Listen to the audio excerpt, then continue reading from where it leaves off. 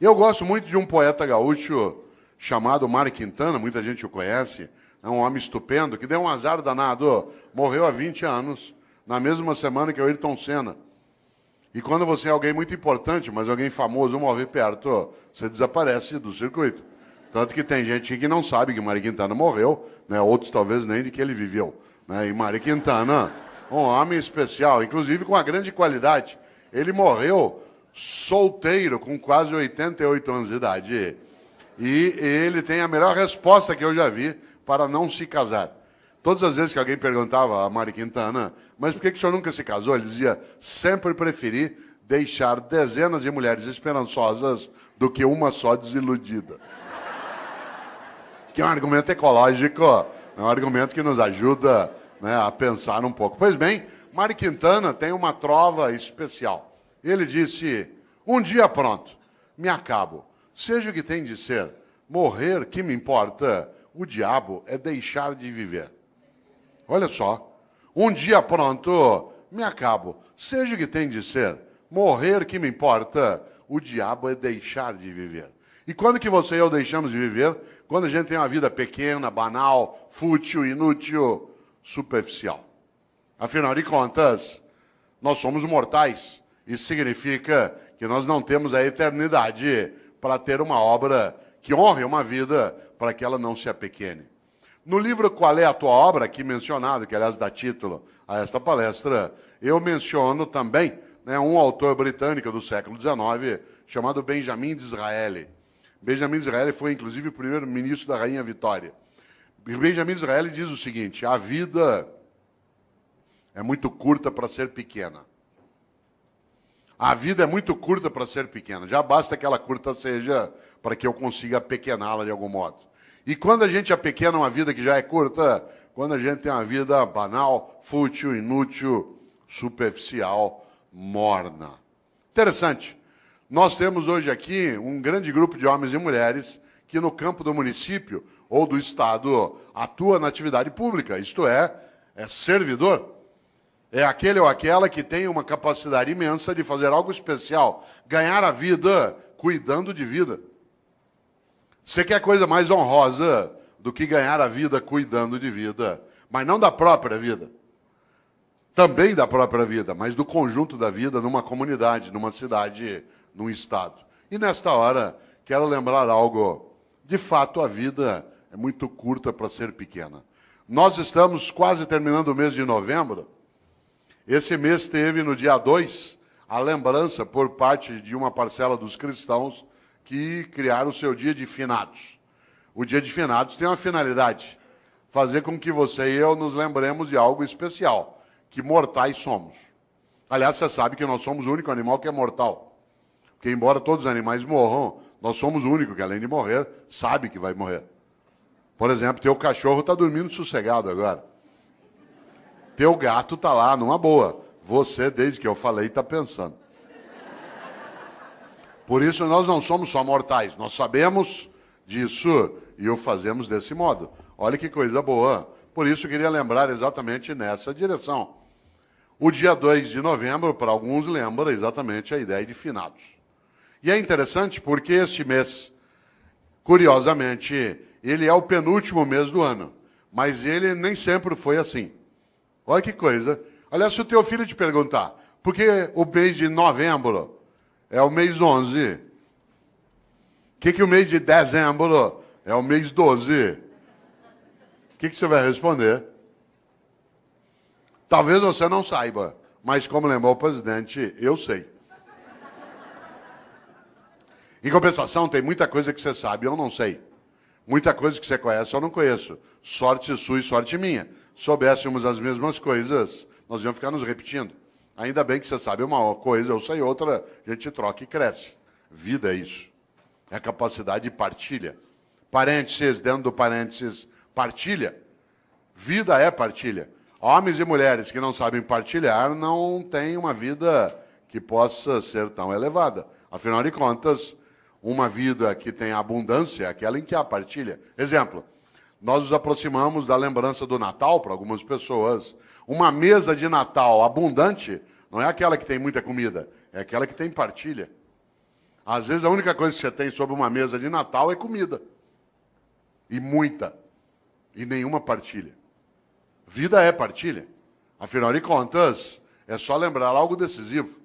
Vários de nós aqui, ou aqueles que nos assistem, quando mais jovens, tínhamos menos dinheiro, menos recurso financeiro. A sociedade brasileira era mais pobre do que ela é hoje. Vários dos nossos pais tiveram menos dinheiro do que nós. Vários dos nossos tínhamos menos recurso. O país ele foi elevando a nossa capacidade de renda. Claro que ainda longe daquilo que a gente deseja e merece, mas absolutamente superior ao que já tivemos há 40, 50 anos. Portanto, vou contar uma coisa que quem é jovem talvez não imagine. Vários de nós, quando mais jovens, a gente ia almoçar no domingo na casa de um irmão, do pai, da mãe, de um parente. Não tinha possibilidade de fazer um almoço se cada um não levasse alguma coisa. E aí vinha um milagre magnífico na vida. Cada um de nós levava um pouquinho. Mas na hora de ir embora, todo mundo levava mais do que tinha trazido. Esse é um milagre maravilhoso. Esse é um milagre da multiplicação. Olha que coisa. Cada um de nós levava só um pouquinho. Um frango, uma maionese, uma lasanha.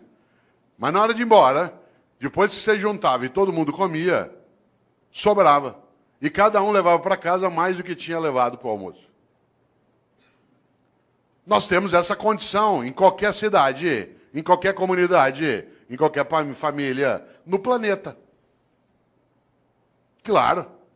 Nós só não o fazemos no dia a dia porque uma parcela ainda tem uma ética absolutamente individualista, exclusiva, malévola, deletéria, destrutiva, predatória. Aliás, alguns acham que a regra na vida é cada um por si, Deus por todos. Mahatma Gandhi nos alertou sobre isso. Ele disse um dia, olho por olho, uma hora acabamos todos sem enxergar. E essa é uma coisa séria. E aqui na sala, quem não enxerga sabe muito bem o impacto que tem, né, que não enxerga com os olhos, né, que enxerga com os ouvidos ou com os dedos. Sabe o impacto que isso tem, né, no nosso cotidiano. Por isso, cautela. A lógica do olho por olho ela é arriscadíssima. E se a gente observa, nós temos uma coisa séria, né, que é a nossa incapacidade, às vezes, de pensar na nossa mortalidade. Por isso, volto. Por que o mês de novembro é o mês 11? Por que o mês de setembro é o mês 9?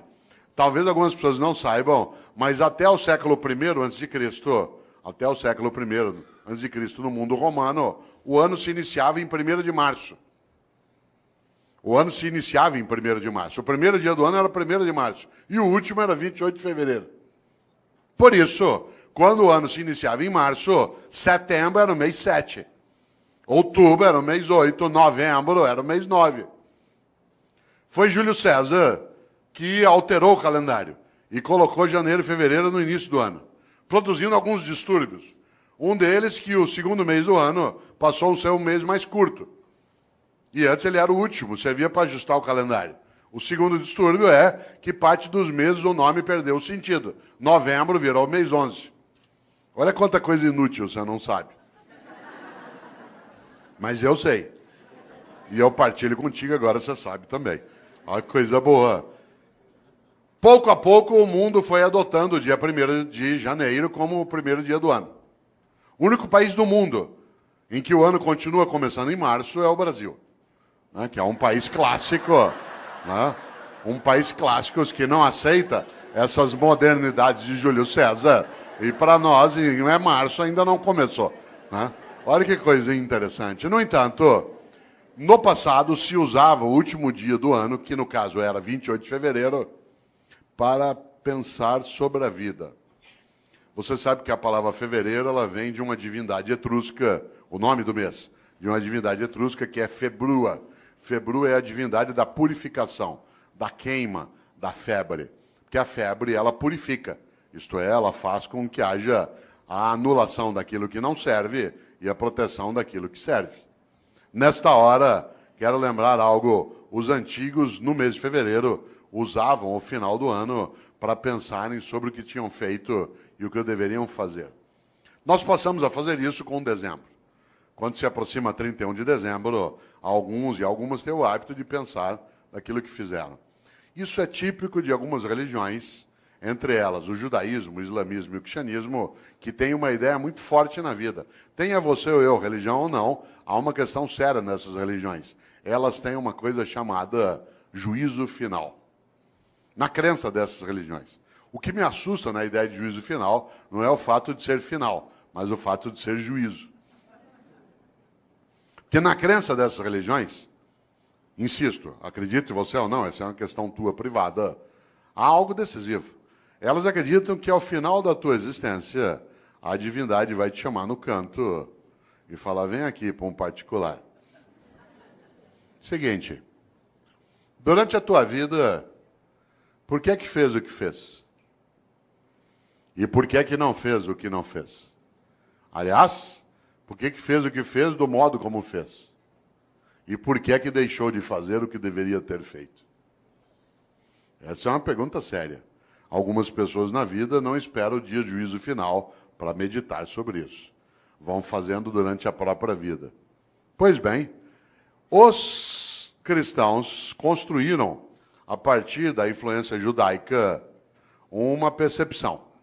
E essa percepção ela se consignou na ideia também de juízo final no último livro da Bíblia dos cristãos, que é aquele que fala do fim, que é o livro da Revelação ou o livro do Apocalipse.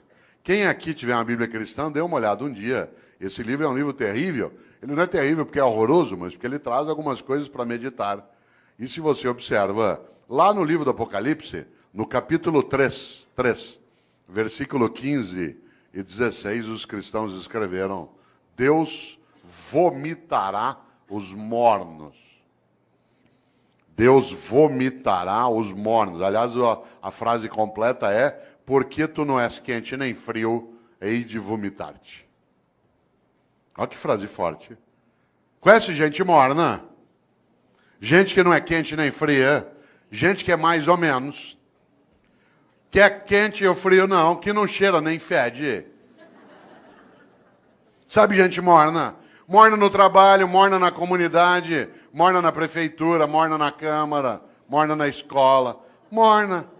Não é quente nem fria, gente que não tem compromisso, que não cheira nem fede. Mais ou menos compromissado, mais ou menos competente, mais ou menos servidor, mais ou menos religioso, mais ou menos político. Mais ou menos. Sabe gente morna? Que não cheira nem fede. Deus vomitará os mornos. Sabe aquela pessoa que é morna? Morna no casamento. E aí, como é que está o casamento? Tá ruim com ele, pior sem ele. Morna na comunidade. E aí, como é que está o debate em Campinas sobre a política? Vamos levando, né? E aí, lá na prefeitura, vamos ver o que dá, né? E a escola, como é que tá? Não sei, vamos ver. Não, falta pouco para eu aposentar.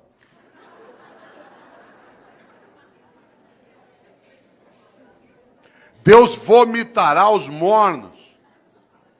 Gente que é morna na amizade. Você vai apertar a mão dela, com licença, ela dá só a pontinha do dedo. Você aperta aquela minhoca desmilinguida. Você vai abraçar, a pessoa abraça meio de lado, meio parece que tem nojo. Sabe gente que economiza afeto? Pessoas que esquecem que afeto e conhecimento é uma coisa que se você guardar, você perde. Afeto e conhecimento, guardou, perdeu. A única maneira de ter afeto e conhecimento é repartir. Gente que é morna na cidade, morna no casamento, morna no serviço público. Morna, não é quente nem fria. É morna na religião. Conheço gente, por exemplo, que vai a um culto ou a uma missa. Um dos meus sobrinhos é pastor presbiteriano aqui em Campinas. E às vezes a gente brinca, né, sobre isso, curiosamente. Porque tem gente que vai a um culto ou a uma missa e escolhe o horário da missa, por exemplo, pelo tamanho rápido que ela tem. Se eu vou à missa das 10, naquela igreja que o padre faz uma missa rapidinho. Então vai para quê? Ou você acha que teu Deus é tonto? Você chama ele de todo-poderoso e ele não sabe que você escolheu uma missa curta. É um Deus palerma. Atenção. Deus vomitará os mornos. A vida é muito curta para ser pequena. Já basta que ela curta seja para que eu consiga apequená-la de algum modo. E quando é que você e eu apequenamos a vida? como eu disse, quando é uma vida superficial, banal, fútil, inútil. Eu, Cortella, no dia que eu me for, e eu me vou, e você também. Mas eu não quero ir. Eu quero ficar. Lamento. Só tem um jeito de ficar. Se você fizer falta. Eu tenho um livro chamado Viver em Paz para Morrer em Paz. E nesse livro eu faço uma pergunta na capa, que eu queria fazê-la aqui agora. A pergunta é, se você não existisse, que falta faria? Não pense nisso numa sexta-noite após beber um pouco. Se você não existisse, que falta faria? Por exemplo, tem gente que faz uma falta imensa. Tem gente que faz uma falta imensa na tua vida. Alguém que te criou, alguém que te apoiou, alguém que estava contigo. E tem gente que não faz falta nenhuma. Teve gente que não vai poder ir ao teu Natal porque não está ou já morreu, vai fazer uma falta imensa. E tem gente que não vai e vai te dar uma alegria imensa. São aqueles que nos dão o agradável prazer da ausência delas. Já imaginou? Cuidado! Você sabe que morrer é ser esquecido. Você, quando faz falta, não é esquecido. Não é casual que no grego arcaico o verbo para morrer e o verbo para esquecer seja o mesmo, que é letos, de letal. Porque morrer é ser esquecido. Enquanto alguém lembrar de você, derramar uma lágrima, der risada por algo que você fez e que ele recordou, pegar uma roupa tua e cheirar e ter uma boa lembrança ou saudade, enquanto a pessoa olhar algo que você fazia, querer lembrar de uma comida que você gostava, você continua vivo. Morrer é ser esquecido. Claro, se você for a um cemitério agora dia 2, você deve ter notado. Né? Tem túmulo que está abandonado, tudo caído, o vaso não é cuidado mais. Aí morreu. Enquanto alguém estiver contigo, na memória, no coração, olha a palavra que eu vou usar de propósito, na recordação.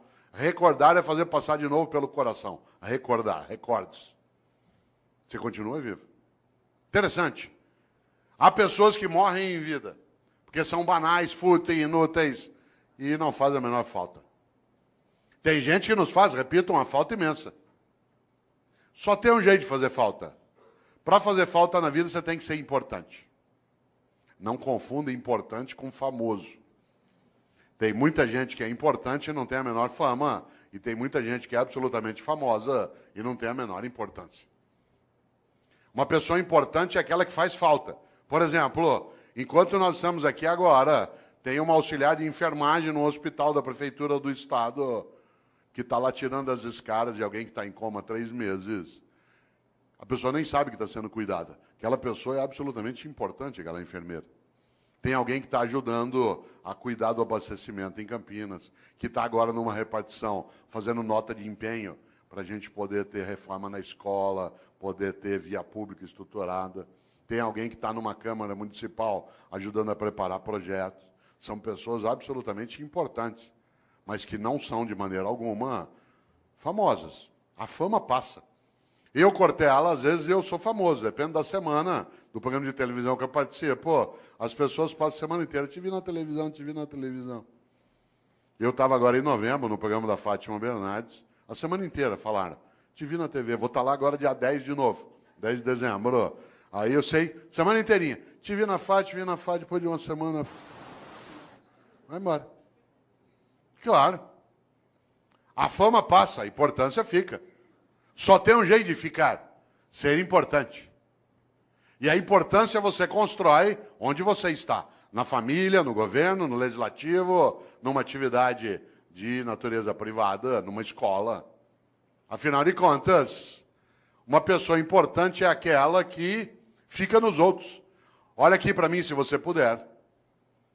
Parênteses, por que eu disse olha para mim, se você puder? Porque há pessoas entre nós que não enxergam com os olhos. E eu não posso dizer, olha aqui para mim. Porque isso significa que eu estou excluindo pessoas. Há pessoas que não ouvem com os ouvidos, elas ouvem com as mãos. E por isso eu não posso, no meu cotidiano, esquecer disso. Porque, do contrário, eu acabo tendo uma obra que é parcial. Por isso, olha que interessante, volto a esse pedaço. O que é alguém que é importante? Olha para mim se você puder. É alguém que eu levo para dentro. O gesto que eu estou fazendo é da mão em direção ao peito. Que eu levo para dentro. Quando alguém te importa, porta para dentro, importar. Você se torna importante quando alguém te leva para dentro dela. Quanta gente é importante? Olha que coisa. Levou para dentro. Mário Quintana, um homem especial. Um homem estupendo. Ele, inclusive, fez uma coisa que eu gosto demais. Ele, durante anos, trabalhou vários poemas que eu aprecio, mas houve uma coincidência entre mim e ele, que eu até conto no livro, que você estava me mostrando, o Viver em Paz para Morrer de Paz. Mário Quintana sempre me inspirou. E eu, Cortella, nascido em Londrina, até 10 anos de idade não havia televisão na minha cidade. Não havia TV. E por isso, à noite, eu ficava pensando. E uma das coisas que eu ficava pensando era, no dia que eu morrer, qual vai ser o meu epitáfio? Isto é, o que eu quero que escreva no meu túmulo? Eu já tinha tendência à inutilidade filosófica, né? E eu ficava imaginando o que eu quero que escrevam no meu túmulo. Hoje eu não tenho mais essa questão, porque eu não quero mais ser sepultado. Eu quero ser cremado. Essa é uma decisão individual, mas eu acho a cremação mais ecológica, inclusive. Muito mais adequada. Há um impacto ambiental no sepultamento. Por exemplo, se chineses e indianos aderissem ao sepultamento, nós teríamos problemas sérios. A cidade de São Paulo, que é onde eu moro, tem o segundo maior cemitério do mundo, que é o cemitério da Vila Formosa. Tem 1,5 milhão de corpos sepultados lá. Você imagina o impacto disso no lençol freático, na proliferação de insetos, de roedores. É uma questão séria, mas é uma questão cultural séria. Eu, inclusive, quis debater na cidade de São Paulo o uso do crematório, porque São Paulo só tem um crematório, que é da Vila Alpina. E eu quis fazer uma campanha pela cremação na cidade de São Paulo, quando eu era secretário de Educação. Consegui, inclusive, o patrocínio da Caixa Econômica Federal para fazer cartaz, para debater, e só não fiz porque a prefeita, na época, que era Luiza Erundina, achou que a cidade não ia entender direito. Ela estava certa. Mas eu tinha feito um cartaz, que eu vou usar ainda, né? Vou usar, não deu. Era um cartaz que o patrocínio da Caixa para discutir cremação, escrito assim, vem para a caixinha você também. Certo? Mais claro, né? Mais claro, impossível. Eu, claro, hoje não quero mais ser sepultado, mas quando eu queria, eu ficava imaginando qual seria. Aliás, minha mãe, que é uma pessoa, como várias das mães de alguns aqui, absolutamente importante, mas não é famosa, ela é contrária à cremação. E como toda mãe, ela acha que ela é eterna. Porque ela não quer desistir de cuidar. Essa é a obra dela. E há uma coincidência gostosa em casa. Ela nasceu no dia 5 de março, e eu também. Eu nasci no dia do aniversário dela. Família organizada, faz planejamento estratégico, né? E uma coisa boa é que nós fazemos aniversário, claro, no mesmo dia, e acontece uma coisa evidente. A comemoração é sempre junto. E você sabe que aniversário a gente fala de vida e de morte, por causa da idade. E no aniversário que ela fazia 84 anos, ano passado, né? Ela fazia 84 anos, nós estávamos em volta, netos, bisnetos, todo mundo ali, alguns dos meus filhos, e eu lembrei para um dos filhos algo na hora do almoço. Falei, vocês não esqueçam, né, que papai quer ser cremado, não quer ser sepultado. Minha mãe, aos 84 anos de idade, virou e falou assim, eu não vou deixar você ser cremado. Claro, é Highlander. Por quê? Por uma razão, quem ama não desiste. Quem ama não desiste. Quando você está começando a desistir de algo, é porque você está começando a deixar de amar. E é interessante, porque qual é a suposição? Que ela vai adiante e vai cuidando. Nessa hora, volta a um polo, nesse pedaço. Eu, em Londrina, um dia cheguei ao epitáfio que eu queria. Aí eu sosseguei. Encrenca. Há 8 anos eu fui a Porto Alegre, cidade a qual eu vou com frequência, e todas as vezes que eu lá vou, visito as coisas do Mário Quintana. Porque ele viveu 27 anos finais de vida num hotel no centro de Porto Alegre, que foi fechado, vendido, se transformou ali na Casa de Cultura Mário Quintana. E eu lá fui, como faço sempre, há 8 anos. E pela primeira vez, eu nunca tinha feito isso, não é proibido. O quarto em que ele viveu, ficou lá a escrivaninha dele, a mesa, né, o guarda-roupa, os livros dele. E aí eu cheguei lá e comecei a mexer no caderno do Mário Quintana. Não é proibido. De repente, quase caí sentado, porque ele houvera anotado no caderno qual era o epitáfio que ele queria para o túmulo dele. E eu quase caí sentado, porque ele tinha escolhido para o túmulo dele a mesma coisa que eu tinha escolhido para o meu. Claro que ele não copiou de mim. Né? Mas nós tivemos uma inspiração assemelhada. Sabe o que Mário Quintana mandou escrever no túmulo dele? A maior verdade que eu conheço. Ele mandou escrever no túmulo dele algo que parece piada, não é. Ele mandou escrever no túmulo dele: eu não estou aqui. Olha que coisa maravilhosa. Eu não estou aqui. Eu não estou aqui. Onde está Mário Quintana? Em nós. Na amizade que repartiu, na solidariedade que ofereceu, na felicidade que construiu, na solidariedade que protegeu, na sexualidade que assumiu, na religiosidade que praticou. Onde está Mário Quintana? Em nós. Por isso, a vida é muito curta para ser pequena. E eu, Cortella, no dia que eu me for, e eu me vou, e você também, eu quero ficar. Só tem um jeito de ficar, na minha obra. Porque eu sou mortal, mas eu não preciso ser inútil.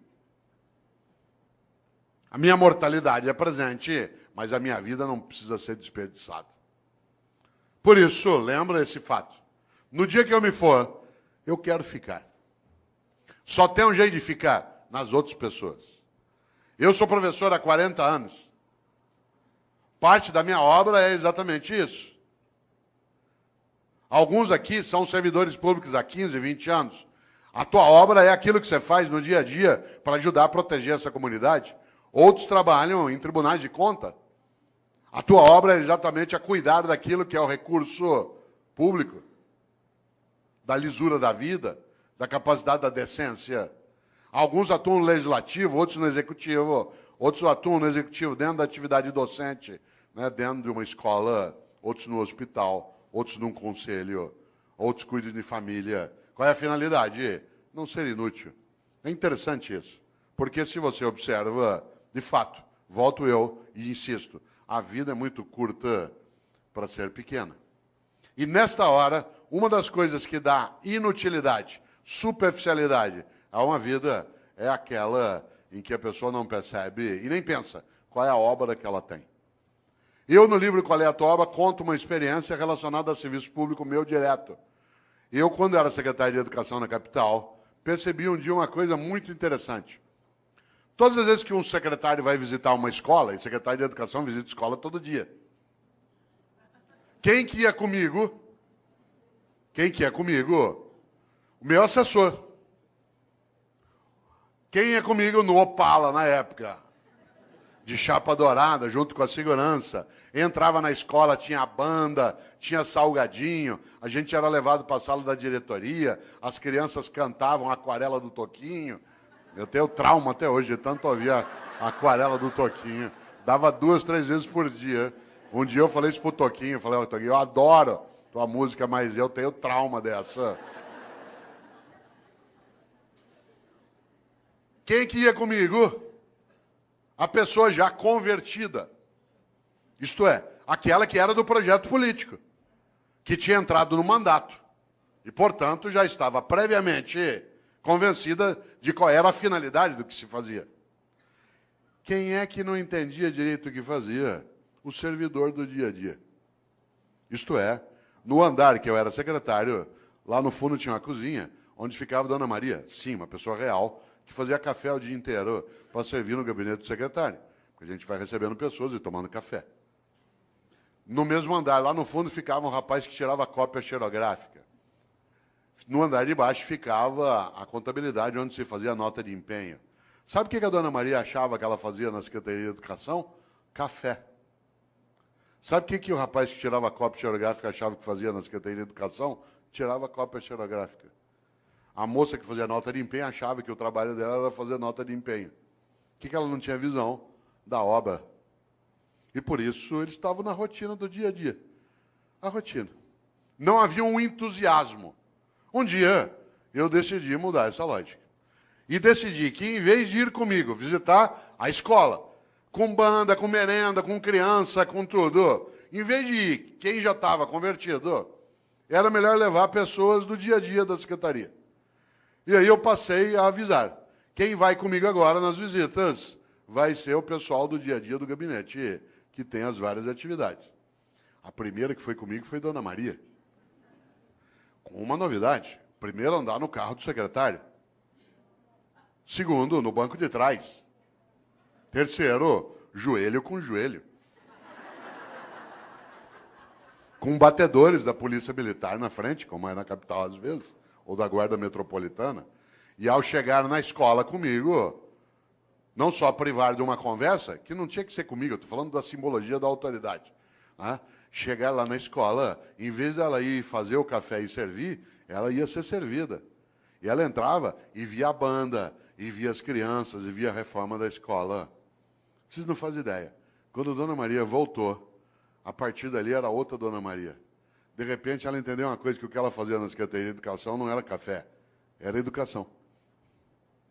E aquilo que ela fazia, que o jeito dela de fazer educação era fazer café, virava escola, criança, cidadão atendido. No dia seguinte, ela viu o rapaz do Xerox que passava o dia inteiro naquela máquina fazendo aquele gesto. E ele ficou boquiaberto, porque ele não fazia ideia que o que ele fazia não era tirar cópia, o que ele fazia era educação escolar. E o jeito dele fazer educação escolar era nos ajudar, tirando cópias. Vocês precisam ver a moça, né, que fazia nota de empenho. Ela imaginava que a tarefa dela era passar o dia ali fazendo nota de empenho. Quando ela viu que as notas de empenho viravam reforma, criança, comunidade, criança brincando, estudando, ela ficou boquiaberta. O que ela não tinha entendido? O propósito. O propósito, isto é, qual era a obra dela? A obra não era fazer nota de empenho, era construir educação escolar numa comunidade, usar os recursos de maneira adequada para elevar a vida. A partir dali, tanto faz quem era o governo.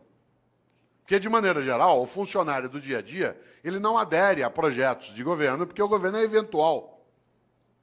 Mas quando ele tem clareza da obra, que ele vê, por exemplo, que uma Câmara Municipal está sendo reestruturada para que ela tenha maior capacidade de servir a população e honrar o recurso, tanto faz quem é o presidente. Se há uma adesão por parte de quem está no dia a dia como servidor, na saúde, na educação, no transporte, na segurança, nas secretarias meio, na área de gestão, administração, muda o jeito de fazer. Aliás, aconteceu comigo uma coisa, eu vou contar, não quero que pareça arrogância nem autoelevação, mas ela é muito bonita. Você sabe que quando o governo vai terminando, as pessoas à sua volta, que são da máquina, vão rareando, porque ele não é maluco. Ainda mais que no governo que eu estava, quando houve a eleição, o meu grupo político perdeu a eleição. E outro grupo, o adversário, venceu a eleição. Isso significa que os últimos 2 meses de governo era já com a possibilidade de entrar quem era contrário e quem estava saindo. Vocês imaginem, se bobear, não chega nem café. Que é uma questão de sobrevivência da máquina. Ela não se compromete, às vezes, com quem está saindo, porque ela vai passar 4 anos com quem está chegando. Pois bem, isso não aconteceu conosco. E não é porque éramos nós, e nem porque as pessoas aderiam ao tipo de projeto político que se tinha, mas eles começaram a entender aquilo que era o projeto de cidadania, do qual ele estava envolvido, que independia do governo eventual que estava ali. A tal ponto que aconteceu uma coisa curiosa. Quando, da posse do novo governo, eu fui dar posse ao novo secretário. Estava ele e todo o staff dele aqui. E nós estávamos saindo lá de cá. E o auditório lotado, na época era na Avenida Paulista, lotado de servidores que estavam ali para a posse de quem chegava e a despedida de quem partia. Pois bem, aconteceu uma coisa que até hoje eu me arrepio de lembrar, e não tem a ver só comigo, tem a ver com o projeto em geral. Na hora que eu terminei a minha fala e transmiti o cargo, é a hora de quem perdeu sair e honrar aqueles que vão comemorar a vitória e o governo deles. E, portanto, eu me levantei e toda a minha assessoria, Campos Filho, levantou junto. Claro. E aí eu fui saindo. Quando eu fui saindo, todos os servidores levantaram e fizeram um corredor polonês.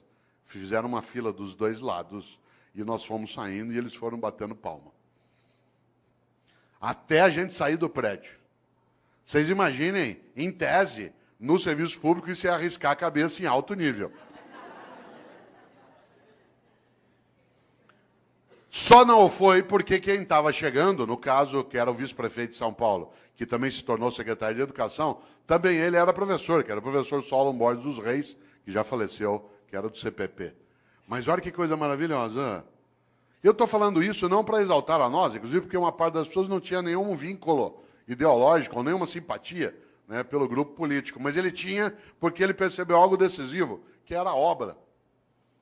Porque a gente estava tentando que ele não fosse morno. Por isso, vida com propósito.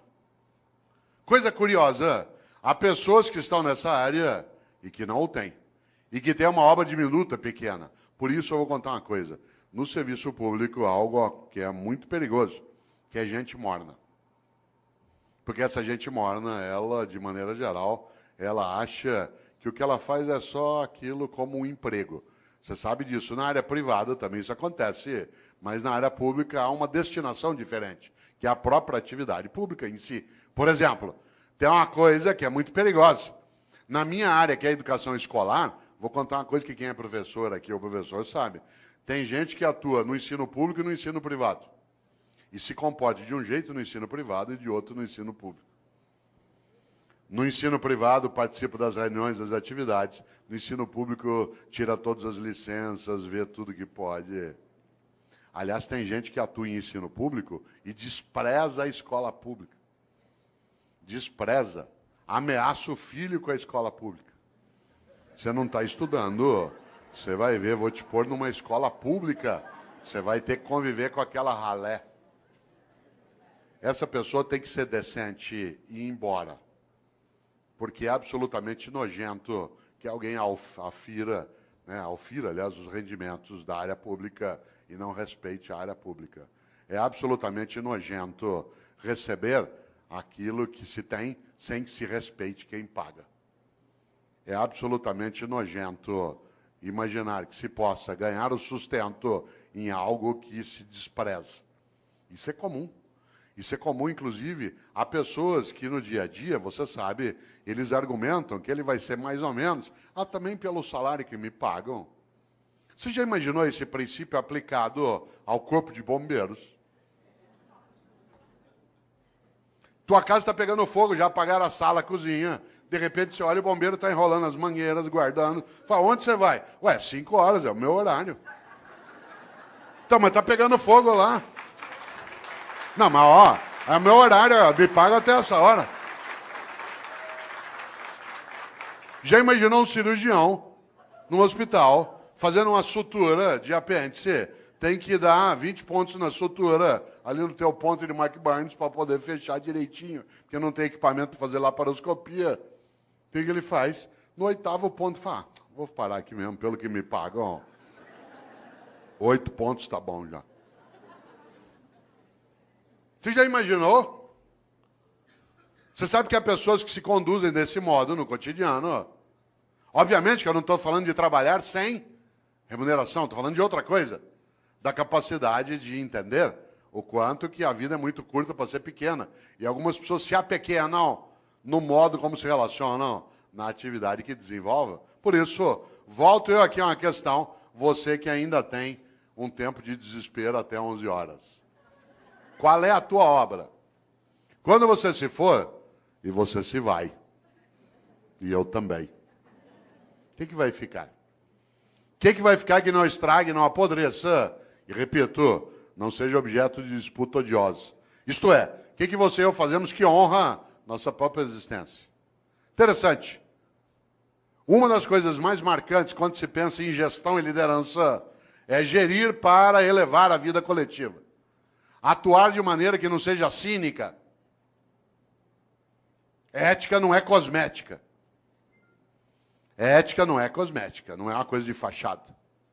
Desse ponto de vista, claro, se nós imaginamos o propósito daquilo que fazemos, é a nossa capacidade de ganhar importância. Eu já observei, você também, várias situações em que algumas pessoas, elas não deveriam estar naquela atividade, especialmente em alguns ramos da atividade pública. porque ela, primeiro, não merece que o povo pague o salário dela, porque ela finge, e segundo, ela despreza aquele lugar. Mas há outras pessoas que, é claro, merecem muito mais do que recebem. Há outras pessoas que, de fato, têm que ser honradas no dia a dia, na atividade pública, mas nem sempre. Afinal de contas, como você bem lembra, há uma coisa aí que é decisiva, que marca, inclusive, nossa percepção. A ideia que se tem até, né, e que não pode, de maneira alguma, ser deixada de lado de pessoas que não querem se apequenar. Curioso. Quem aqui é professora ou professor, se você acabou de entrar na atividade de docente, se você é um funcionário novo na Câmara ou na Prefeitura, vou te dar um conselho. Se você quiser ter uma vida que seja relevante, que cresça, ouça o que eu vou dizer. Afaste-se de funcionário velho. Afaste-se de funcionário velho. Aproxime-se de funcionário idoso. Não confunda idoso com velho. Idoso é uma pessoa que tem bastante idade. Velho é aquele que é morno, que acha que já sabe, que não precisa mais se mexer. Afaste de professora velha na escola. Sabe como é que é professora velha? Idosa é uma pessoa de 65, 70, 80 anos de idade. Velho é aquele que é morno. Quer ver um exemplo? Você chega numa escola cheia de ideias, quer fazer coisas, a professora velha fala assim, ih, sossega aí. Com o tempo você vai aprender.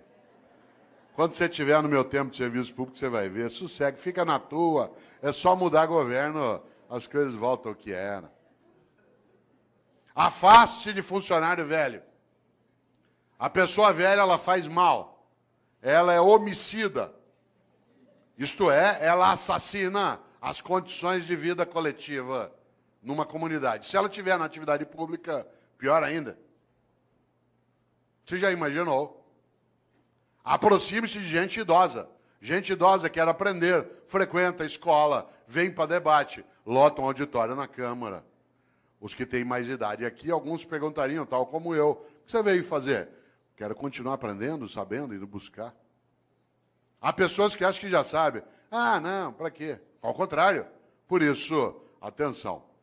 Há um grande pensador que muitos conhecem aqui, chamado Padre Antônio Vieira, um grande português que viveu no Brasil. Padre Antônio Vieira começa um sermão dizendo: o peixe apodrece pela cabeça.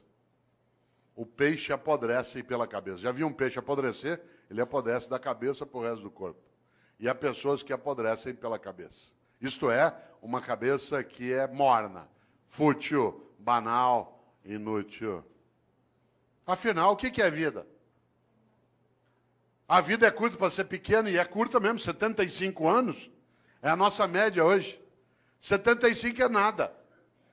Para alguns que são jovens aqui, 75 é muito. Para vários de nós, é depois da manhã. Quando você tem 30 até 70, é. Agora não. Muda muito. Eu tomei um susto outro dia, vereador, porque eu fui fazer uma compra por internet. E eu tinha acabado de receber um cartão de crédito novo. E aí eu fui pôr, na hora que pediu a data de validade do cartão, eu fiquei parado olhando. O cartão tem mais validade que eu. Quando o teu cartão tem mais validade que você fica olhando aquilo. Claro, 75 é pouco. Minha mãe, 85 anos de idade, domingo me falou assim, filho, hoje lá na igreja uma velhinha me falou, eu falei, mãe, defina a velhinha. Ela fala, ela deve ter uns 87. Fala, ah, bom. Claro. O que é vida? Guimarães Rosa, grande médico, escritor mineiro, colocou lá no Grande Sertão. Viver é muito perigoso. Viver é perigoso, de fato. E nascer, então? Já imaginou como é difícil nascer? Tanto que a natureza sabe, ela tira de nós a memória do nascimento e dos primeiros 3, 4 anos de vida. Porque é tão impactante sair do útero que a gente é apagado a memória para não sofrer. O lugar mais seguro que você já teve no universo é o útero da tua mãe. Tanto que quando você está mal, você quer voltar para lá. Você estava lá 8 meses e meio, numa boa, sem fazer nada. Meio líquido, nós adoramos meio líquido. Você estava lá balançando, não tinha que respirar, era alimentado automaticamente por um tubo, não tinha quase ruído, não tinha luminosidade, não havia contato, a temperatura era sempre equilibrada, homeostática. Melhor lugar do universo que você já teve. Tanto que quando você está mal, você quer voltar para lá. Você perdeu um amigo, perdeu alguém, perdeu um amor, você quer ficar no escuro, deitado, com o joelho em direção ao peito.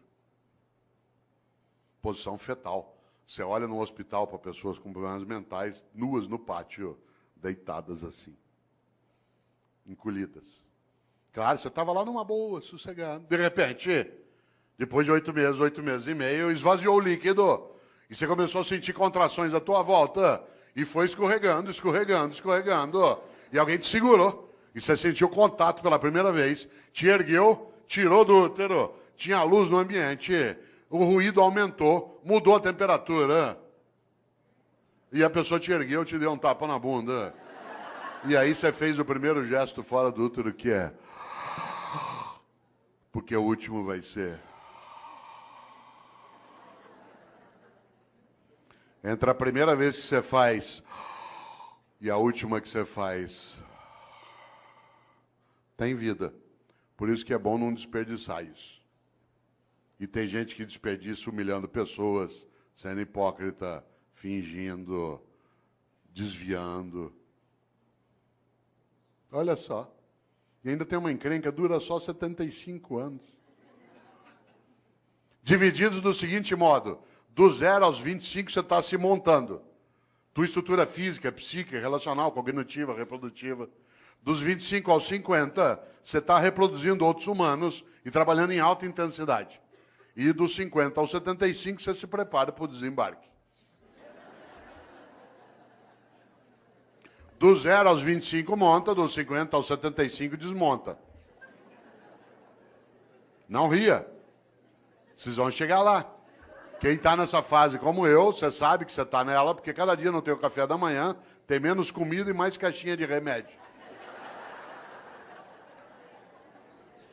Você vai atravessar aqui a avenida, você fica em dúvida, você corre e tem um infarto no meio.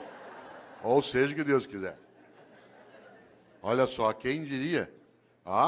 Você sabe que você está nessa fase quando cada dia você tem menos bíceps e mais pânceps.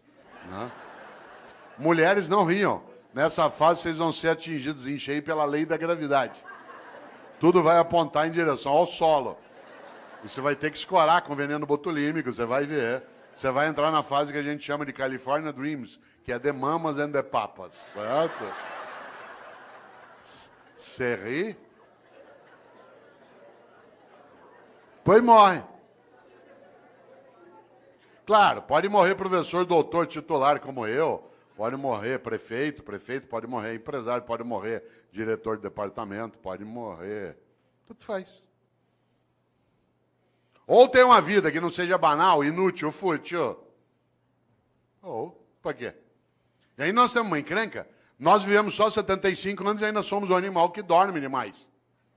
Eu conheço gente que dorme 8 horas. Você pegar alguém que dorme 8 horas, por exemplo, num dia de 24 horas, ele dorme 1/3 do dia. Numa vida de 75 anos, dá 25 anos dormindo. Aliás, tem gente que você encontra na segunda-feira, obrigado. Fala assim, aí, o que você fez no fim de semana? Aproveitei e dormi direto. Tô louco para chegar ao feriado para eu dormir uma semana, obrigado. Chama-se animal racional, olha só. Nós não somos só um animal que dorme demais, nós somos um animal que come demais. Cada um de nós come, de acordo com a FAO, a área da ONU que cuida de alimentos, 1,5 kg por dia de alimentos. 1,5 kg dia de sólidos, líquidos e gasosos. 1,5 kg, não é tanto. Por exemplo, você já comeu hoje, vai comer daqui a pouco, depois toma um lanche, uma latinha de refrigerante de 300 ml tem 300 gramas. Hoje até 11 da noite você já comeu mais do que 1,5 kg. Como tem fome no planeta, alguns de nós comemos mais do que isso, para dar essa média. 1,5 kg. Ao final de uma vida de 75 anos, 1,5 kg dia dá 42 toneladas de alimentos. 1,5 kg vezes 75 anos. Enquanto você estiver vivo, você vai deglutir 42 toneladas de alimentos do planeta. Ah, claro, nós somos um animal que não tem só sistema digestório, nós temos sistema excretório também.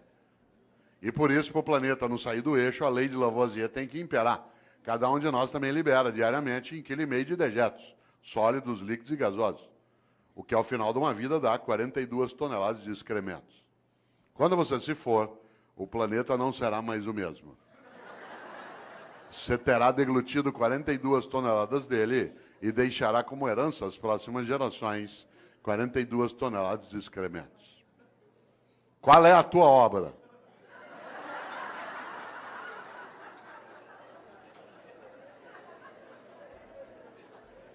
Você sabe que tem gente que leva a vida desse jeito.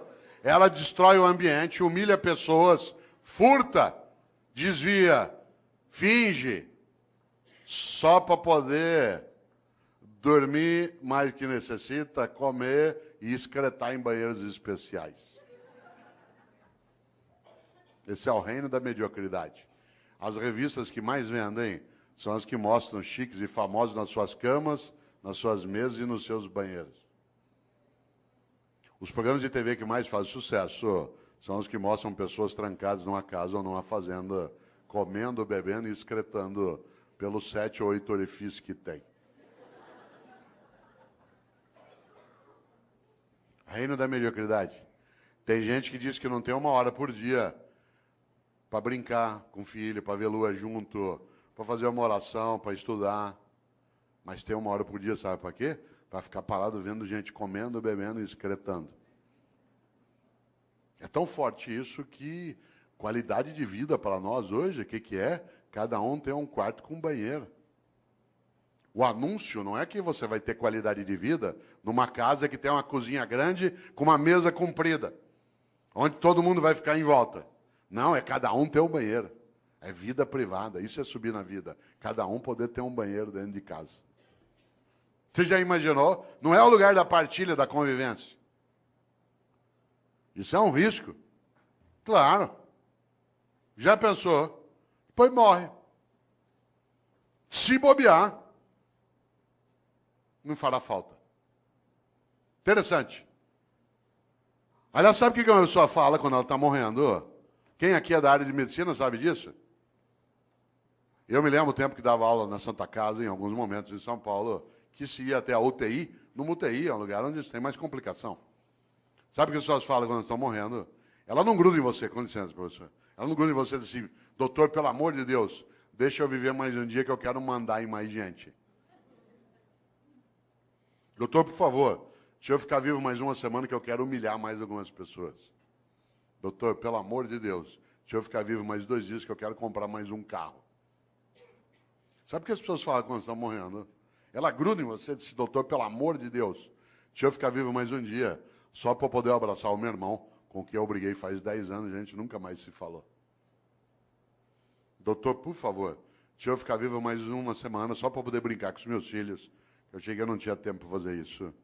Doutor, pelo amor de Deus, deixa eu ficar vivo mais 1 hora, só para poder dizer para minha mulher o quanto que eu a amo, porque eu achei que se eu falasse muito isso, ela ia ficar mal acostumada, o que é verdade. Sabe do que as pessoas falam na hora da partida? Daquilo que importa na travessia. E como disse um dia o grande Guimarães Rosa, o importante não é chegar nem partir, é a travessia. E a travessia você faz com outros e outras. Por isso, qual é a tua obra? Minha obra não é ser imortal, coisa que não sou, mas é ser eterno. E eu não sou eterno do ponto de vista religioso, eu sou na obra que deixo, naquilo que ajudei a fazer naquela cidade, naquela família, naquela repartição, naquela secretaria, naquele legislativo. Algo que no dia que eu partir, e eu partirei, e você também, que eu não tenha medo de me perguntarem por que fiz o que fiz. Você já imaginou? Essa é uma das coisas mais fortes. Agora eu vou te contar uma coisa. Aproveitando que você ainda tem quase 26 minutos de desespero. Muita gente não quer nem saber dessas questões. Sabe por quê? Porque ela quer viver de maneira automática, robótica. Para que pensar sobre isso? Para que pensar sobre a obra? Ao contrário, quando a gente encontra num dia como hoje, um auditório na nossa Câmara Municipal, pleno de homens e mulheres, para pensar coisas desse tipo, é sinal que a gente tem alternativas boas. Isso é um belo sinal daquilo que a gente precisa e precisa fazer. Nesta hora, volta a um polo. Há pessoas que envelhecem a cabeça, a prática e a percepção. Ela não frequenta uma escola porque ela acha que já sabe. Nem uma escola de governo, nem uma escola do legislativo. Gente velha acha que já está pronta. Isso é um perigo. Um dos meus filhos, o André, que tem 37 anos, ele até faz o prefácio de um livro meu, chamado Não Nascemos Prontos. O André, quando ele tinha 18 anos, um dia ele estava fechado no quarto dele em casa, em São Paulo, ouvindo rap. Eu gosto de rap, mas não é qualquer rap que eu gosto. E eu estava na sala em casa ouvindo ópera. Eu gosto de ópera, mas não é qualquer ópera que eu gosto. Música boa para mim é aquela que me emociona. Se ela me emocionar, ela é boa. Quem aqui gosta de ópera sabe que ópera a gente ouve um pouquinho mais alto. Ele saiu do quarto dele injuriado por causa da altura da música. Hoje ele gosta de ópera, na época não. Veio até a sala e falou: pai, pelo amor de Deus, desliga isso, pai.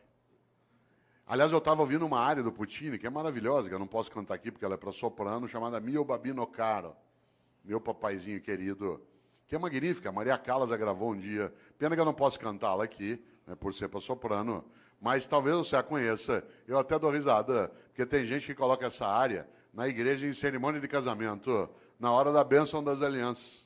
Eu falei isso outro dia aqui em Campinas. E é curioso, porque ou a pessoa não entende ópera, ou ela entende muito de casamento, porque a área fala de uma menina que vai se matar.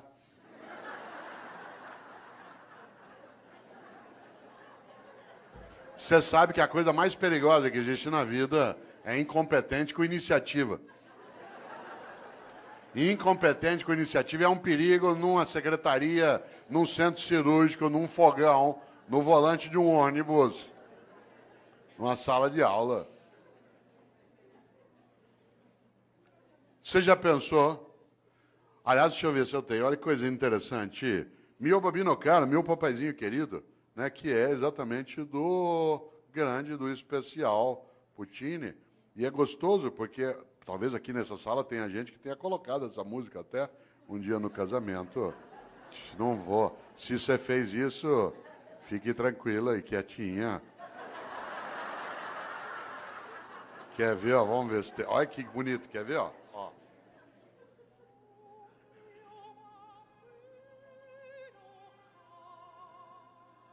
Ó, meu papaizinho querido.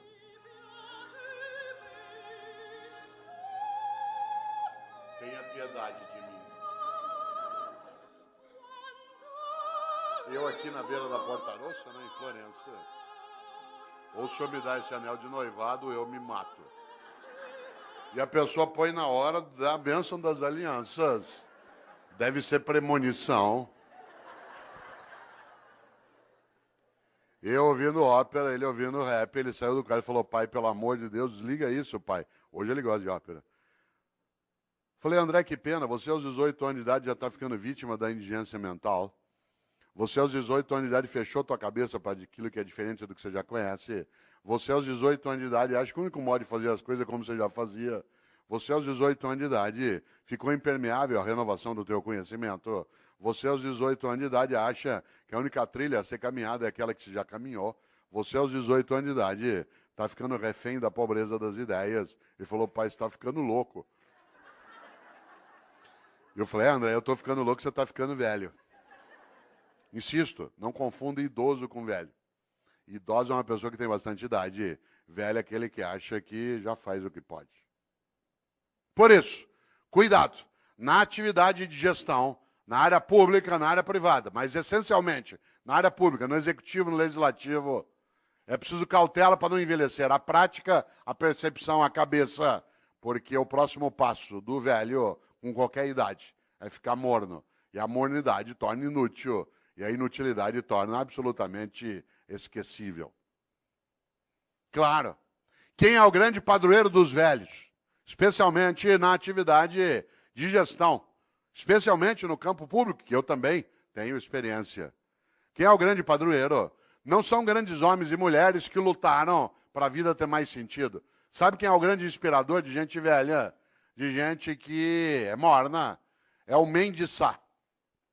Lembra-se do Mendes Sá? Um dia uma professora de História do Brasil dava aula sobre os governos gerais, falou sobre o Tomé de Souza, falou sobre o Duarte da Costa. Quando estava falando sobre o Mendes Sá, viu um aluno distraído lá no fundo e para pegá-lo, claro, virou e falou assim, Paulo, o que fez Mendes Sá? Ele disse, fez o que pôde. Cuidado com o Mendes Sá. Gente, nós temos que ter mais relevância naquilo que a gente faz aqui na nossa gestão. Eu faço o que eu posso. Gente, nós temos que ter um nível maior de eficácia na atividade pública. Eu faço o que eu posso. Gente, nós temos que dar uma destinação mais sólida para o recurso originário do povo. Eu faço o que eu posso. Cuidado. Essa é a falência da ação. É a admissão da síndrome do possível. No Brasil tem uma coisa chamada síndrome do possível, que é um perigo. Quer ver um exemplo? Você leva teu carro no mecânico hoje à noite aqui em Campinas, diz, olha, meu carro está com um barulho estranho. Ele diz, vou fazer o possível. Você vai ao médico e diz assim, doutor, eu estou com uma dor no pâncreas. Vou fazer o possível. Você chega para um funcionário, olha, eu precisava disso. Vou fazer o possível. Você desanima. Imagine que você está aqui agora, você sabe que ainda faltam 21 minutos para você se libertar de mim. Você começa a se irritar, você tem coisa séria para fazer. De repente, você começa com uma dor, uma cólica no baixo ventre, que vai para lá e para cá. Tua perna direita começa a tremer, você começa com um pouco de sudorese, ânsia de vômito, calafrio. Isso é sinal de apendicite. A gente pega você, leva para um hospital aqui perto, afere tua temperatura, vê que você está com indício, te para anestesia. Vai levando para o centro cirúrgico, você vai deitado no corredor, vendo passar aquele teto branco na maca. Aí você gruda na mão do médico e diz assim, doutor, vai dar certo a operação? Ele diz, vou fazer o possível.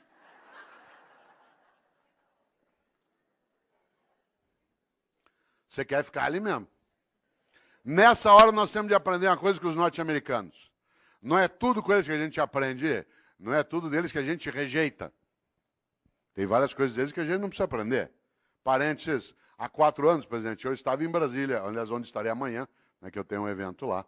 Eu estava em Brasília e trabalhando ali 3 dias e estava lá o Obama, com a comitiva. Por coincidência, eu fiquei no mesmo hotel que a comitiva do Obama, exceto ele. Durante 3 dias, toda hora que eu entrava, eu era barrado e revistado pela segurança norte-americana. 3 dias sendo revistado. No terceiro, não aguentei. Cheguei para o chefe da segurança norte-americana e falei o seguinte, eu sou brasileiro, eu vou te contar uma coisa. Nós nunca demos um tiro num presidente nosso. Por que eu ia querer dar no teu? Certo? Nós nunca. O único presidente nosso que morreu a bala, ele deu o tiro nele mesmo. Vocês já mataram 5 e deram o tiro em 11. Larga, deu. Ele não entendeu nada. Mas tem coisas nos americanos que a gente tem que observar. Por exemplo, quando você pede uma coisa para o norte-americano, ele diz, I will do my best. Vou fazer meu melhor. Atenção, não é uma questão de idioma, é uma questão de atitude. É absolutamente diverso, fazer o possível e fazer o melhor. Por isso, pergunto aqui para você agora, mas não quero que você responda, só que você reflita. Na tua atividade, na atividade que você tem no executivo, na prefeitura, no estado, está fazendo o possível ou o melhor? Não é o melhor do mundo, é o teu melhor, na condição que você tem, enquanto você não tem condições melhores para fazer melhor ainda. Pergunto de novo, mas não responda. Está fazendo o possível ou o melhor? Insisto, não é o melhor do mundo, se for ótimo, é o teu melhor, na condição que você tem, enquanto você não tem condições melhores para fazer melhor ainda. Porque se você ou eu, podendo fazer o meu melhor, me contento com o possível, eu caio num lugar perigoso chamado mediocridade. Uma pessoa medíocre é aquela que é morna, que está na média, que não é quente nem fria. Lembra quando você chegava da escola que tinha boletim escrito, o pai olhava 6 em português, 5,5 em matemática, 4 em história. Pai, deu para passar. Medíocre. Deixa, eu toco minha vida. Isso é mediocridade. Insisto, uma pessoa medíocre é aquela que, podendo fazer o melhor, se contenta com o possível. Exemplo, mediocridade é falta de capricho. Capricho, sabe o que é capricho? Capricho é você fazer o teu melhor na condição que você tem, enquanto você não tem condições melhores para fazer melhor ainda. Exemplo, minha mãe e eu moramos na mesma rua em São Paulo, por coincidência, e às vezes eu passo na casa dela no fim da tarde. E mãe conhece. Às vezes ele olha para mim, 5 da tarde, e fala assim, você não almoçou ainda, né? E eu falei, não, eu comi um negocinho na universidade. Ela falou, peraí, que eu vou fazer um negócio para você. E é aquela coisa meio mágica de algumas mães. Em 5 minutos aparece uma coisa para eu comer. Eu sou filho de italiano, uma coisa comum. Um pouco de talharina com azeite e sal em cima, mais nada. E eu, com a fome que eu estou naquela hora, comeria o prato vazio. Portanto, ela pode fazer qualquer coisa. Mas sabe o que ela faz? Faz um macarrão com azeite e sal. Mas antes de servir, pega um tomatinho cereja, corta em 4 e põe em cima. Capricho. Capricho é você fazer o teu melhor na condição que você tem, enquanto você não tem condições melhores para fazer melhor ainda. Eu, no Paraná, quantas vezes, caipira, ia até a roça visitar a casa de alguém. Quem aqui conhece sabe, na roça, aquela casa que a gente chama de pau a pique, casa de barro com madeira trançada. Entrava na casa, chão de terra. Terra, tudo varrido.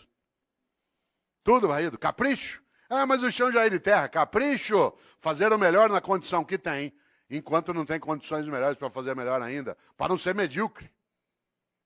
Pedia eu para tomar um gole d'água na roça. A mulher corria pegar uma canequinha, daquela de alumínio, toda amassada. Areada. Passava areia em volta. Ah, mas já é pobre mesmo. Epa, pobre, mas é limpinho. E tem gente que não é pobre, limpinho não é. E tem gente que é pobre e não é limpinho. Medíocre. Pobre na roça tem roupa de ver Deus. Vai à igreja. Pode, não, roupa não é nova, vocês têm remendo, mas tá limpinha. E põe no sol para coarar. Quantas vezes eu, como secretário de educação na capital, ia visitar uma escola municipal? Teto caindo, água escorrendo, culpa nossa do poder público. Mas a escola toda arrumada, limpinha, as carteiras em ordem, velhinhas, mas em ordem. Florzinha, sala dos professores. Capricho. Capricho é você fazer o teu melhor na condição que você tem, enquanto você não tem condições melhores para fazer melhor ainda. Tem gente que é medíocre. E aí a obra fica medíocre. Ah, mas do jeito que me pago. Ah, mas do jeito que é. Ah, mas eu não tenho condição. Todos os dias nesta cidade, às 3:30 da manhã, algumas pessoas acordam, pegam 2, 3 ônibus ou a moto e vão trabalhar no resgate do Corpo de Bombeiro ou do SAMU. Passa o dia tirando gente do meio de ferragem. Para ganhar no fim do mês 3.200, 3.400. Já imaginou? O que ele faz ali? O melhor. Se você perguntar para ele por que ele faz, ele falou, porque é importante fazer. Fazer o melhor naquela condição. Ah, mas eu não tenho desfibrilador na viatura, ou eu não tenho material de sutura. Fazer o melhor na condição que tem, enquanto não tem condições melhores para fazer melhor ainda. Eu conheço professor e professora, que é a minha área de rede pública do Estado da Prefeitura, que tem uma carência imensa de material e faz um trabalho magnífico, porque faz o melhor naquela condição, enquanto não tem condições melhores para fazer melhor ainda. Há pessoas que, em nome da condição, degradam a ação, em vez de ter um trabalho que é concomitante. Luta para melhorar as condições e vai fazendo melhor com aquelas que tem. Ah, mas aqui é assim, eu faço o que eu posso. Por isso, cautela. Quero aproveitar agora esses teus 13 minutos de desespero para pensar um pouco uma ideia dentro disso. Para a vida ter propósito, para você e eu não termos uma vida banal, fútil, inútil, superficial. É preciso, acima de tudo, que nós sejamos capazes de fazer o nosso melhor. Para isso é necessário pensar na obra. Para isso é preciso, acima de tudo, não ser morno ou morna. Afinal, como eu disse várias vezes e repito, a vida é muito curta para ser pequena. E a gente é pequena quando tem uma vida banal, fútil, inútil, medíocre. Nesta hora, Você conhece gente que é mãe medíocre, pai medíocre. O medíocre não é o que é pobre, não é o que não tem recurso, é aquele que com o recurso que tem não cuida do melhor modo que consegue com aquele mesmo recurso. Você tem cidade em que o executivo quase não tem condição e ele cuida do melhor modo, naquela condição. Mas aqui é assim, cautela. Nesta hora, quero lembrar algo decisivo. Um dos homens que eu mais admiro na história é um pensador italiano do século VI, chamado Benedetto di Nursia, Bento de Núrcia, que os católicos, os anglicanos e ortodoxos chamam de São Bento. São Bento criou uma ordem religiosa, uma ordem maravilhosa chamada Beneditina, com um lema magnífico. Aliás, um belo lema para a ordem religiosa, porque o lema da ordem beneditina é ora et labora, reza e trabalha.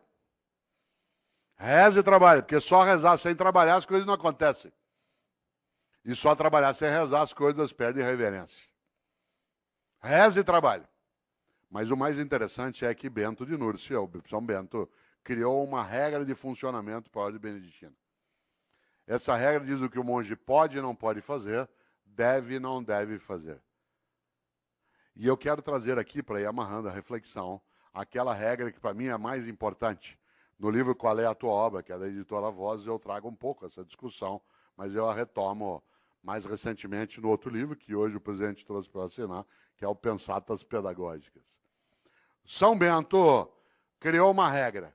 E a regra que eu queria trazer aqui, que para mim tinha que estar no alto de toda a Câmara Municipal, toda a escola, toda a cidade, toda a prefeitura, toda a secretaria, toda a família, é a regra de número 34. O monge que desobedecer essa regra, que eu vou dizer, é mandado embora da ordem. Não tem direito à estabilidade. E eu acho que essa deveria ser uma regra presente em todas as áreas. A regra 34 de São Bento diz: é proibido resmungar. É proibido resmungar. Não é proibido discutir, não é proibido debater, não é proibido discordar. É proibido resmungar. Sabe gente que só resmunga em vez de agir? Gente que passa o tempo todo amaldiçoando na escuridão em vez de acender vela. Aliás, a frase predileta do resmungão é: que horror, alguém tem que fazer alguma coisa.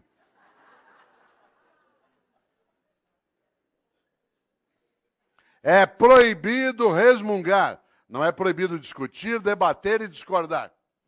Mas o resmungão é medíocre. Aliás, todo resmungão é vagabundo. Toda resmungona é vagabunda.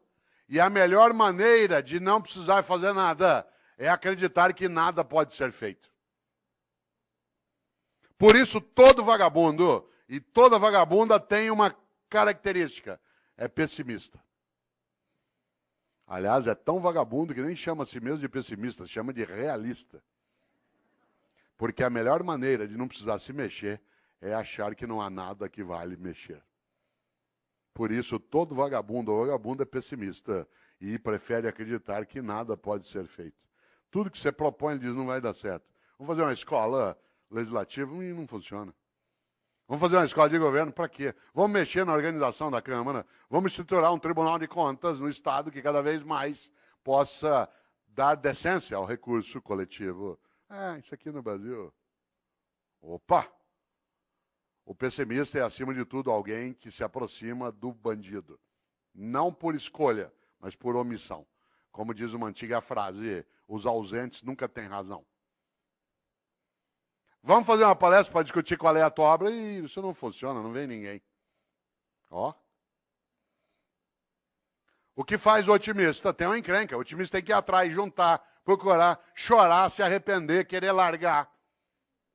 Falou, vou largar isso, eu vou sair disso aqui. Para quê? Não funciona. Mas o pessimista, ele tem uma coisa. Ele não tem esforço nenhum a fazer. Aliás, o pessimista, você já notou, a única coisa que ele faz é sentar e esperar dar errado.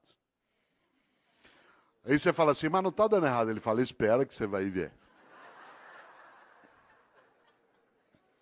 O otimista tem que estudar, fazer curso, ir atrás, se arrepender, querer largar, juntar com outro. voltar e repensar, chorar de vez em quando. Mas o otimista tem uma grande vantagem. A vida dele não é pequena. Pode até ser curta. Ah, mas olha só, para quê? Não vai funcionar. Para quê? Ó, por isso, atenção, agora que você ainda tem 7 minutos. É proibido resmungar. Não é, repito, proibido discordar, debater. Resmungar, sim. Nós vivemos em 2014 no Brasil uma coisa belíssima. Um debate sério, em vários momentos, em outros nem tanto. Numa eleição, nós não estamos habituados a debater. A tal ponto que metade quase tentou matar a outra metade. Que ele não está habituado ao debate no dia a dia. E nós estamos aprendendo a fazer.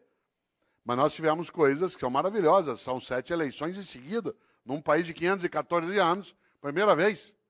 Bom demais, democracia é uma coisa que a gente constrói junto. Democracia não é ausência de ordem, é ausência de opressão.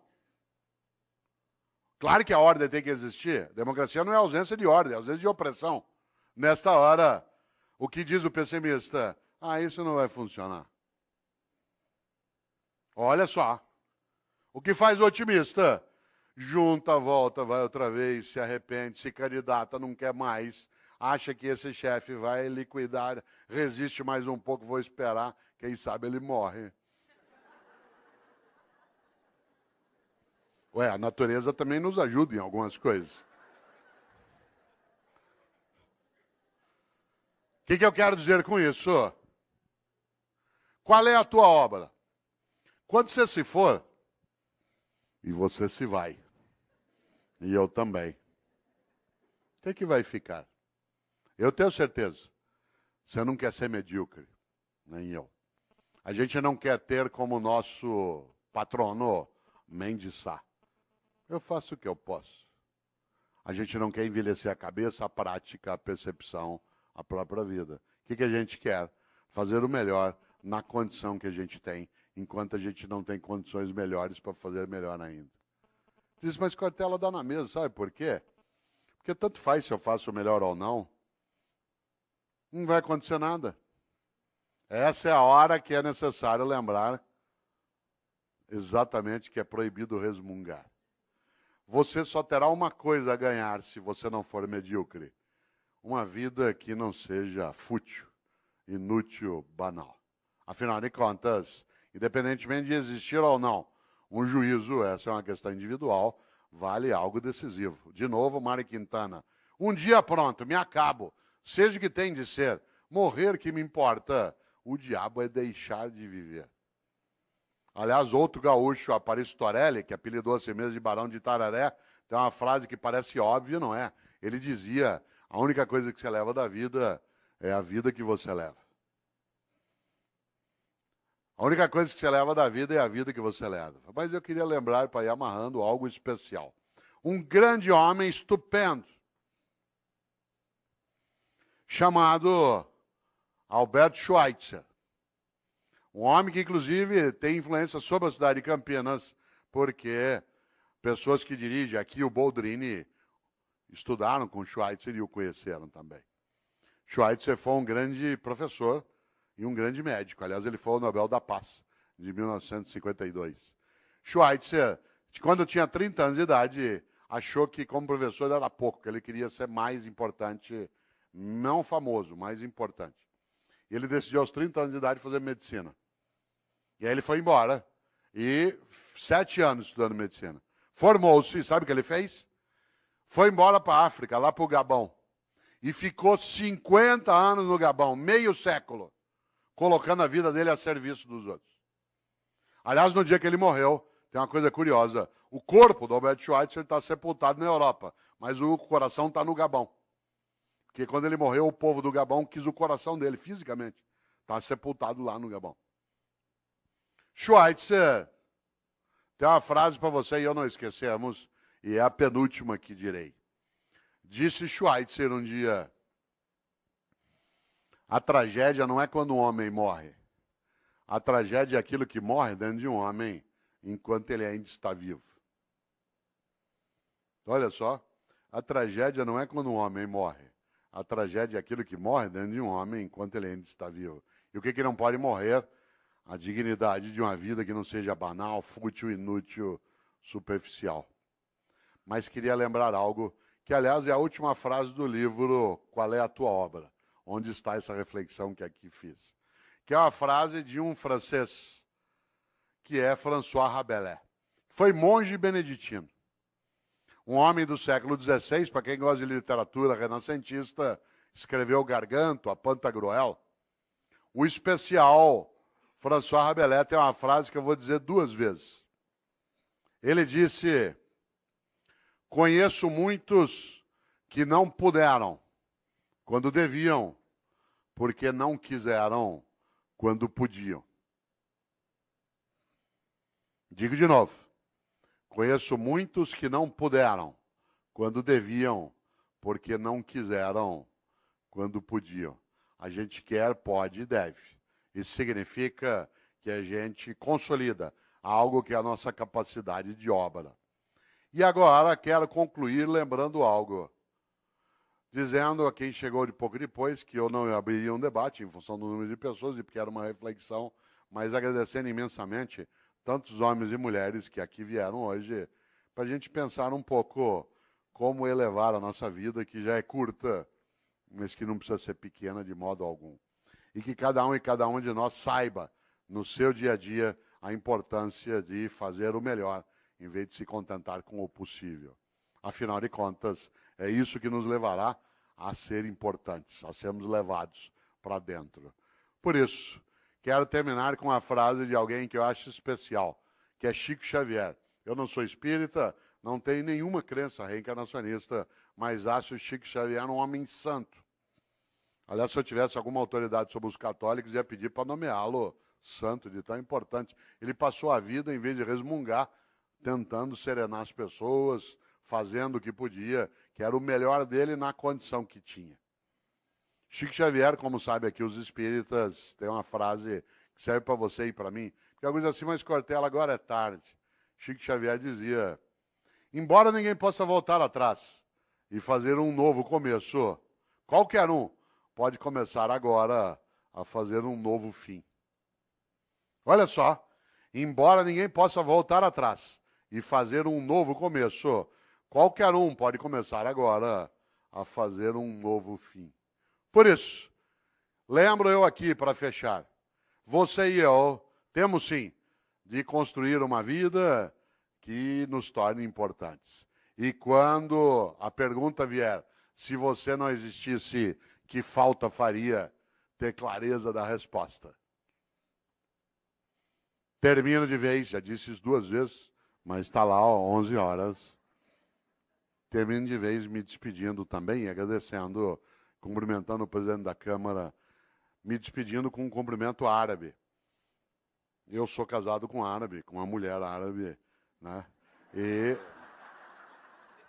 os árabes, quem aqui é árabe sabe, os árabes se despedem, tem a ver com a palestra, de um jeito especial. Ele aperta a mão, presidente, e diz, vida longa e morte rápida. Pô, isso é uma coisa funda, olha só. Vida longa e morte rápida.